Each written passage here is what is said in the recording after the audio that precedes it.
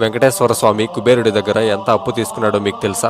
ఆదివరాహ క్షేత్రంలో అశ్వత్థ వృక్షం కింద పరమశివుడు మన దగ్గర డబ్బు లేకపోయినా పర్వాలేదు, నాకు బాగా డబ్బున్న కుబేరుడు అని ఒక స్నేహితుడున్నాడు, ఆయన్ని పిలిచి నీకు అప్పు ఇవ్వమని చెప్తానని పరమశివుడు వెంకటేశ్వర స్వామితో అంటాడు. అలాగే కుబేరుణ్ణి పిలిచి వెంకటేశ్వరునికి అప్పు ఇవ్వమని చెప్పాడు. దానికి కుబేరుడు, నీకు అప్పు ఇవ్వడానికి నాకు ఇబ్బంది ఏమీ లేదు, కానీ ఇది కలియుగం కాబట్టి వడ్డీ పుచ్చుకుంటామని చెప్పాడు. దానికి వెంకటేశ్వర స్వామి, యుగధర్మాన్ని ఎవరైనా పాటించాల్సిందే, నేను అసలుతో పాటు వడ్డీ కూడా ఇస్తాను అని చెప్పాడు. దానికి కుబేరుడు అప్పు ఎంత కావాలని అడిగాడు. రుణగ్రాహి శ్రీనివాస, రుణదాత ధనేశ్వర అని ఒక ప్రామిసర్ నోటు రాశారు. హేవిలాంబి నామ సంవత్సరే చైత్ర శుద్ధ దశమి ఫలానా వారం నాడు అశ్వత్థ వృక్షం కింద నిలబడి 14 లక్షల రామచంద్రమూర్తి ముద్రలు కలిగిన బంగారు కాసులను ప్రతి 100 కాసులకి 1 కాసు వడ్డీ ఇచ్చేటట్లు, యుగాంతం నాడు అసలు ఇచ్చేటట్లు ఒక అగ్రిమెంట్ రాసిచ్చి డబ్బు ఇవ్వమని అడిగారు. దానికి కుబేరుడు, నోటు రాసిచ్చినందుకు సంతోషమే కాని యుగధర్మానుసారంగా సాక్షి ఉంటే డబ్బు ఇస్తాను అని కుబేరుడు బ్రహ్మవంక చూస్తూ అంటాడు. అప్పుడు బ్రహ్మదేవుడు, నేను సాక్షి సంతకం చేస్తాను అని చెప్పాడు.